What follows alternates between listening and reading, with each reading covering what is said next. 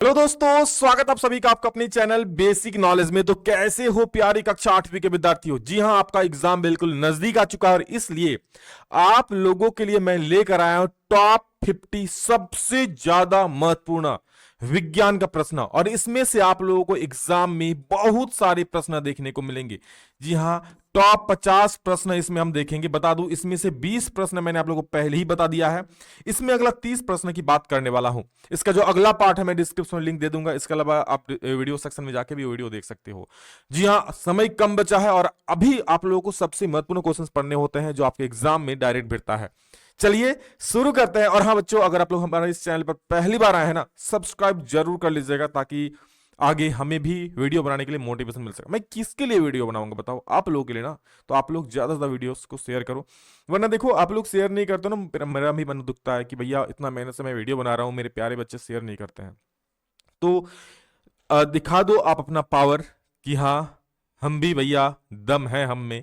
और उसके बाद एग्जाम में हम सब मिलकर फोड़ेंगे। चलो देखते हैं पहला प्रश्न। बता दो आप लोगों को इसमें 20 प्रश्न बता चुका हूं। अभी मैं इसमें आप लोगों का सॉरी अगला मतलब 21वां नंबर शुरू करने वाला हूं। 20 नंबर पहले ही बता चुका हूं, ठीक है ना।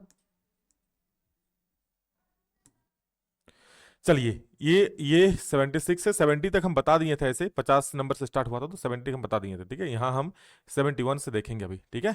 71 कहां गया भैया, आ चुका है। प्रोटीन का संश्लेषण कहां होता है। देखो प्रोटीन का संश्लेषण कहां होता है। ऑप्शन आपका लाइसोसोम में, राइबोसोम में, माइटोकॉन्ड्रिया में कि गोल्जी इकाई में। तो याद रखिएगा, जो प्रोटीन का संश्लेषण होता है ना, वो होता है राइबोसोम में। कहां होता है, राइबोसोम में। लाइसोसोम जो होता है इसको हम आत्मघाती थैली या फिर आत्महत्या की थैली भी बोलते हैं। याद रखिएगा, माइटोकॉन्ड्रिया को ऊर्जा घर या फिर बिजली घर, इस सब एग्जाम पूछ सकता है ना। क्या होता है, माइटोकॉन्ड्रिया को ऊर्जा घर या बिजली घर बोलते हैं। अगला क्वेश्चन 72 नंबर है कि एड्स किसी संक्रमित व्यक्ति से दूसरे व्यक्ति में किसके जरिए फैल सकता है। एक साथ भोजन करने से फैल जाएगा, रुधिरादान यानी रक्त देने से, ब्लड देने से फैलेगा, एक दूसरे से गले लगाने से, या फिर इनमें से कोई नहीं। तो आप सभी को पता होगा कि अगर हम लोग रुधिरादान करते हैं, रुधिरादान मतलब अगर ब्लड डोनेट करते हैं, और अगर किसी व्यक्ति को ये रोग है और वो किसी व्यक्ति स्वस्थ व्यक्ति को देता है तो उसे भी ये बीमारी हो सकती है ना। चलो अगला प्रश्न देखेंगे हम। नेक्स्ट क्वेश्चन,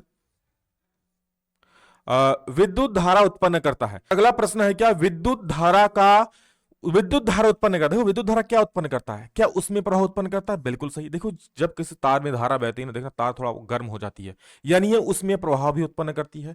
चुंबकीय प्रभाव, अगर किसी में धारा बहती है ना, उसके आसपास एक चुंबकीय क्षेत्र भी तैयार हो जाती है। ये आप लोग आगे जाके पढ़ोगे, है ना। तो चुंबकीय प्रभाव भी उत्पन्न करती है और रासायनिक प्रभाव भी उत्पन्न करती है। यानी क्या हो जाएगा, उसमें रासायनिक और चुंबकीय तीनों प्रभाव उत्पन्न करती है। ऑप्शन नंबर 4 जो है आपका प्यार बच्चे सही हो जाएगा।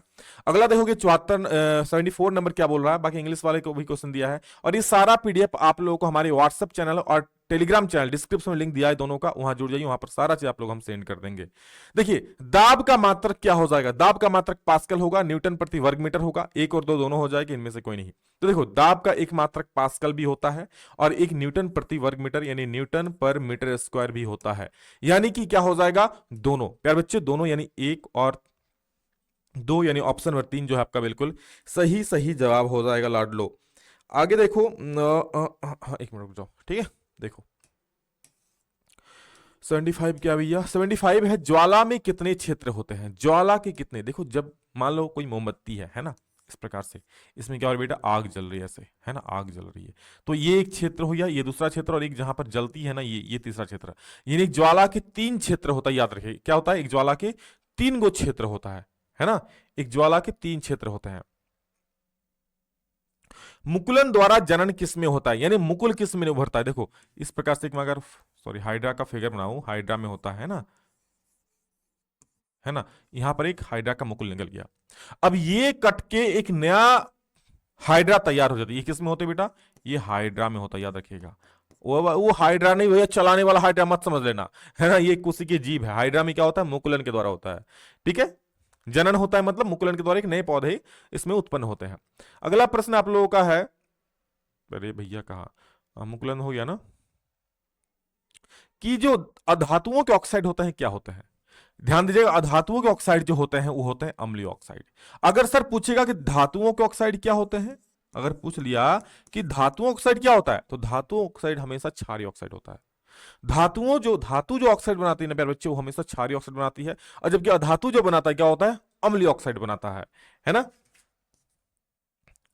नेक्स्ट, आग उत्पन्न करने के लिए आवश्यक है, आग जलाने के लिए क्या चाहिए, वायु, बिल्कुल चाहिए, वायु के बिना भैया आग नहीं जलेगा, इन वायु तो चाहिए, ईंधन भी चाहिए, बिना ईंधन का कैसे जलाओगे, है ना, और उष्मा भी, भैया माचिस तो मारना पड़ेगा तभी तो आग सुलगेगी, यानी क्या हो जाएगा, इनमें से सभी इसका सही उत्तर हो जाएगा। मैं एक ट्रिक बताऊं, अगर कहीं इनमें से सभी रहे ना, तो लगभग देखना 90% केस में वही उत्तर आप लोगों का सही हो जाता है, इनमें से सभी वाला, है ना। आगे देखो, मलेरिया रोग का कारण क्या है, मलेरिया किससे फैलता है, प्रोटोजोआ से, विषाणु से, जीवाणु से, कि इनमें से कोई नहीं। तो याद रखिएगा, मलेरिया रोग का कारण है ना, वो आप लोगों का हो जाएगा प्रोटोजोआ, क्या हो जाएगा, प्रोटोजोआ, ऑप्शन नंबर 1 सही हो जाएगा। निम्न में कौन विद्युत का कुचालक है, विद्युत का कुचालक मतलब जिसमें से धारा प्रवाहित नहीं हो सकती है। क्या आप रबड़ को अगर कहीं, देखो आप देखना, तार के बाहर रबड़ का भी लेप लगा होता है ना, क्यों, धारा उससे प्रभावित नहीं होती रबड़ से। लोहा तांबा तो करेगा ही भैया, तांबा कॉपर प्रभावित नहीं करेगा क्या भैया, घर में जो हमारा तार लगा हुआ है ना, वो कॉपर का ही होता है, तांबा का ही होता है। लोहा तो करेगा ही करेगा, लोहे का किल करंट नहीं मारेगा, अगर घुसा दो कहीं तो बोर्ड में मारेगा, बिल्कुल ट्राई मत करना कभी। एल्युमिनियम भी करता है, एल्युमिनियम का तार देखना लगा रहता है बाहर पोलवा में। बट रबर आपका क्या होता है, रबर जो है विद्युत धारा प्रभावित नहीं करता, इसलिए विद्युत का कुचालक होता है। क्या होता है, विद्युत का कुचालक होता है ना। अगला देखो, निम्न में कौन सी गैस दहन में उपयोगी, दहन यानी कि जलाने के लिए कौन सी गैस चाहिए, कौन सी गैस उपयोगी होती है, तो ऑक्सीजन गैस। बिना ऑक्सीजन का आप कोई चीज को जला नहीं सकते। बोले कैसे सर, ऑक्सीजन तो बुझा देता है।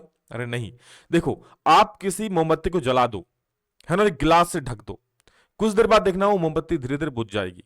ग्लास के अंदर जितना ऑक्सीजन है वो उसका यूज करता रहेगा तब तक जलेगा, जैसे ऑक्सीजन खत्म हो गया भैया मोमबत्ती बुझ जाएगा। यानी इससे क्या साबित होता है कि जलने के लिए ऑक्सीजन जरूरी है ना, जरूरी है। आगे देखो 82 नंबर, बैलों द्वारा गाड़ी को खींचना किस बल का उदाहरण है, तो बैल अपना पेशीय बल का यूज करता है ना, और पेशीय बल का यूज करके गाड़ी को खींचता है। उसके बाद एक अधातु जो कठोर होता है वो क्या है, एक अधातु है पर कठोर होता है ना, याद रखना। सबसे कठोर प्राकृतिक पदार्थ अभी तक का प्राप्त सबसे कठोर, लोहा से भी कठोर कौन होता है, ये हीरा। हीरा बहुत कठोर प्राकृतिक पदार्थ है, ये अधातु है पर बहुत ज्यादा कठोर होता है ना, बहुत कठोर। क्लियर है, याद रहेगा। चलो नेक्स्ट, निम्न में कौन संश्लेषित रेशा है, संश्लेषित रेशा कौन है ना, सूती, रेशम, ऊन, क्रेयॉन। तो बता दो, रेयॉन जो है ना, रेयॉन ये संश्लेषित रेशा है, या फिर कह सकते हो ये कृत्रिम रेशा है ना, मानव द्वारा निर्मित रेशा है। बाकी ये जो भी है पेड़ पौधों या फिर जीव जंतु से प्राप्त की जाती है।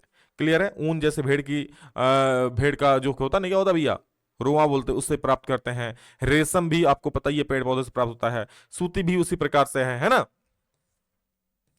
किस प्रदूषक से ओजोन परत का क्षय होता है, सीएनजी से, एलपीजी से, सीएफसी से, कि इनमें से कोई नहीं। किस प्रदूषक से ओजोन परत का क्षय होता है, तो देखो सीएनजी, एलपीजी, सीएफसी। तो बता दूं सीएफसी यानी क्लोरोफ्लोरोकार्बन, इसका फॉर्मूला होता है, याद रखिएगा, क्लोरो, है ना, फ्लोरो कार्बन, इसका सूत्र होता है, फॉर्मूला होता है क्लोरोफ्लोरोकार्बन।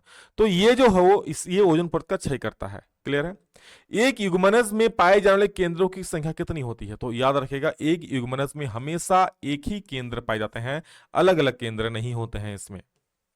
चीनी को अल्कोहल में बदलने की प्रक्रिया क्या कहलाती है, चीनी को जब अल्कोहल में बदला जाता है इस प्रक्रिया को बोलते हैं मिल्डिंग, किण्वन, नाइट्रोजन स्थिरीकरण या फिर संक्रमण। तो याद रखिएगा चीनी को अल्कोहल में बदलने की प्रक्रिया किण्वन कहलाती है। क्या कहलाती है, किण्वन कहलाती है। ठीक है, नेक्स्ट, वृद्धि हार्मोन का स्राव करने वाली ग्रंथि का क्या नाम है, वृद्धि हार्मोन जो आपको वृद्धि करने में सहायक होगा। देखना कोई कोई बच्चा बौना हो जाता है, मतलब समझो उसमें ज्यादा वृद्धि हार्मोन नहीं है ना, चिंता ना करो, आगे जाकर वृद्धि हार्मोन स्रावित हो भी सकता है, लंबे हो भी सकते हो, बट यहाँ वृद्धि हार्मोन हम लोग कहाँ स्रावित होता है, तो पीयूष ग्रंथि, और इसी को बोलते हैं इंग्लिश में पिट्यूटरी ग्लैंड। क्या बोलते हैं बच्चा, पिट्यूटरी ग्लैंड, और इसी से एक हार्मोन स्रावित होता है जिसका नाम होता है वृद्धि हार्मोन।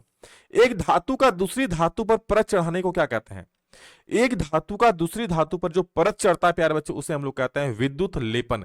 जैसे लिपापोती गालों पर होता है ना, वैसे किसी धातु पर, जैसे आप साइकिल का हैंडल देखना वहां पर एक पतली सी परत चढ़ी होती है क्रोमियम की, तो वो विद्युत लेपन के द्वारा ही किया जाता है ना।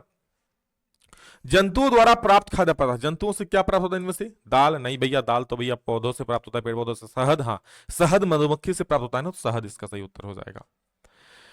नेक्स्ट, किसके प्रयोग से घर्षण कम, घर्षण मतलब भैया आप हाथ को हाथ से रगड़ोगे ना, तो किसका प्रयोग से घर्षण कम होगा? जैसे यहां रगड़ रहे हैं, है ना, रुक, अब यहां ग्रीस लगा लो या तेल लगा लो, तुरंत सर करके फिसल जाएगा? नहीं फिसल जाएगा। तो ग्रीस या तेल किसी का भी यूज करके, यानी दोनों होगा, क्या होगा, दोनों का यूज करके आप घर्षण जो होगा उसको कम कर सकते हो, है ना। इसीलिए देखना बॉल बियरिंग में, है ना, क्या ये सब दिया जाता है। एक टैडपोल जिस प्रकार का वयस्क होता है वह होता है क्या? निश्चन होता है, वह है क्या है? निश्चन है, कायंत्रण है, या रोपण या मुकुलन? तो कायंत्रण कहलाता है। क्या होता है बच्चा? कायंत्रण कहलाता है। उसके बाद मानव कान का श्रव्यता प्रास क्या है? मानव कान का श्रव्यता प्रास यानी विकास सर अपने कान से कहां तक सुन सकता है? तो बता दूं 20 हर्ट्ज से नीचे का मैं नहीं सुन सकता हूं और 20,000 हर्ट्ज से ऊपर का नहीं सुन सकता हूं। इससे ज्यादा सुनने पर हमारे कान का पर्दा फट जाएगा, है ना। ये सभी के साथ है, सिर्फ विकास सर के साथ नहीं है, आपके साथ भी है। तो 20 हर्ट्ज से नीचे का सुन नहीं सकते हम लोग और इससे ज्यादा का भी सुन नहीं सकते हैं कि भैया उसके लिए हमारा कान ही नहीं बचेगा, है ना, इससे ज्यादा सुन लोगे तो क्या होगा? 20 से 20,000 हर्ट्ज कहीं पे दिख रहा है क्या? ऑप्शन नंबर 2 20 से 20,000 हर्ट्ज दिख रहा है। आगे देखेंगे 94 नंबर क्या बोल रहा है? क्लोरोप्लास्ट किसमें पाया जाता है? तो बच्चा क्लोरोप्लास्ट जो होता है, क्लोरोप्लास्ट में पाया जाता है क्लोरोफिल। और आपको पता है क्लोरोफिल कहां होता है? हरे पत्तों में, है ना। इसलिए क्लोरोप्लास्ट एक अंगक है, समझो एक अंग है पत्तों का। पत्तों में रहती, कहां पर? हरी पत्ती में, और इसमें रहता है क्लोरोफिल जो पौधे में खाना बनाने में सहायक होता है। आवर्त काल का ऐसा मतलब क्या होता है? तो याद रखिए आवर्त काल यानी समय को ही बता रहा था। समय का ऐसा मतलब क्या? सेकंड हो जाएगा, है ना। आवर्त काल, काल क्या बतलाता? समय ही बतलाता था ना, वर्तमान काल, भूतकाल, भविष्य काल। तो आवर्त काल क्या है? इस समय बतलाएगा, यानी सेकंड इसका ऐसा मतलब हो जाएगा। 1 किलोग्राम भार बराबर होता है, W बराबर होता है mg, और m का वैल्यू 1 और g का वैल्यू ऑलमोस्ट 10 लोगे तो लगभग 10 न्यूटन हो जाएगा। यानी 1 किलोग्राम भार जो होगा लगभग 10 न्यूटन के बराबर होगा। एक्चुअली में देखो तो g का वैल्यू 9.8 होता है ना। यहां से 9.8 आएगा, इसलिए लगभग लिखा गया 10 न्यूटन, है ना, इसलिए लगभग में लिखा गया है। आगे देखो, आपतन कोण परावर्तन कोण के क्या होता है? मान लो एक दर्पण है, ऐसे किरण आ रही है, ऐसे निकल जाएगी, है ना। अब यहाँ पे क्या होता है बच्चा? यहाँ पे जो होता है ना, ये वाला कोण बराबर ये वाला कोण, ये आपतन कोण होता है, ये परावर्तन कोण होता है। दोनों कोण हमेशा सदैव बराबर होता है, कभी कभी नहीं, सदैव बराबर होता है। उसके बाद बता दो, आप लोग 8 क्लास का कई सारे वीडियोस अपलोड है। अगर आप लोगों ने एक वीडियो नहीं देखा है तो वीडियो सेक्शन में जाकर देख सकते हो। चलो मैं आप लोगों के लिए प्लेलिस्ट भी बना दूंगा।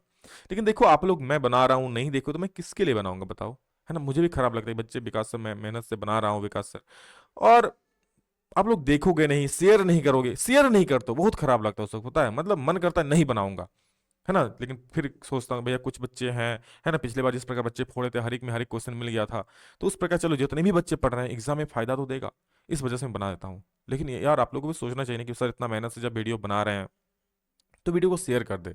मुझे भी दर्द होता है, पता है, दुख लगता है कि पिछले बार वाले अच्छे ऐसे नहीं थे, पिछले बार एकदम दबा के शेयर करते थे पिछले बार, पता है। इस बार पता नहीं क्या आप लोग मुझसे रूठे तो नहीं हो ना? क्यों रूठे हो बताओ? तो अभी शेयर कर दो, हाँ, जल्दी से वीडियो को अपने दोस्तों के साथ, फिर देखना किस प्रकार से ताबड़तोड़ होता है। देखो श्वेत प्रकाश में कितने रंग होते हैं? तो याद रखिए श्वेत प्रकाश में 7 रंग होते हैं और उसको हम लोग विबग्योर के नाम जान सकते हैं। विब, GYOR। यहां से आप violet, Indigo, blue, green, yellow, orange, red कर सकते हो, है ना। तो टोटल 7 रंग होते हैं। क्लियर है? 99 नंबर, इसका पार्ट 1 भी अपलोड कर चुके, उसको देख लेना। निम्न में से किसमें बाह्यतम निश्चन होता है? बाह्य निश्चन किसमें होता है? तो बता दूं मेढक में। क्यों? क्योंकि मेढक जो मादा मेढक होता है, यानी जो लड़की मेढक होता है, मादा मेढक क्या करता है? पानी में अपना अंडाणु छोड़ देते हैं और उस पर जो नर मेढक होता है उस पर अपने शुक्राणु छोड़ते हैं, यानी वो इसके शरीर से बाहर इसका क्या होता है? निषेचन होता है, यानी अंडाणु शुक्राणु का मिलन होता है। जंतु कोशिका में क्या अनुपस्थित होता है मेरे प्यारे बच्चे? तो बच्चे जंतु कोशिका में जो होता है वो कोशिका भित्ति नहीं होता, ये पादप कोशिका में होता है कोशिका भित्ति। आई बात समझ में?